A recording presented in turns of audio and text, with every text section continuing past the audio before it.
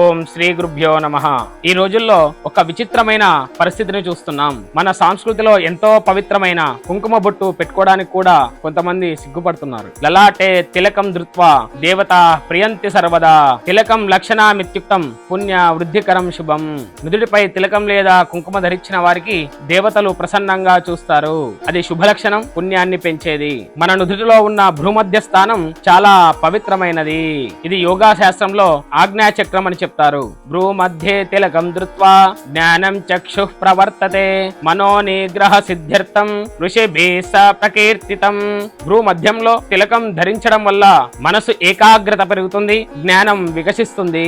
మన ధర్మంలో స్త్రీలకు కుంకుమ బొట్టు ఒక సౌభాగ్య లక్షణం. కుంకుమేనార్చితాదేవి సర్వ సౌభాగ్యదాయిని కుంకుమం ధ్యాయతే నిత్యం స్త్రీణాం సౌభాగ్యవర్ధనం. కుంకుమతో దేవిని ఆరాధిస్తే సర్వ సౌభాగ్యం లభిస్తుంది. స్త్రీలు కుంకుమ ధరించడం సౌభాగ్యాన్ని పెంచుతుంది. మన పూర్వీకులు వృధాగా ఏ ఆచారం పెట్టలేదు.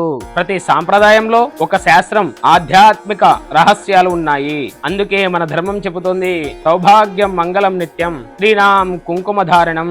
కుంకుమ ధరించడం ఎల్లప్పుడూ మంగళకరం, సౌభాగ్యం, శుభం కలిగించే లక్షణం. ఓం నమః శివాయ. ఇది ఎవరికి షేర్ చేయాలో మీకు బాగా తెలుసు. ఓం స్వస్తి.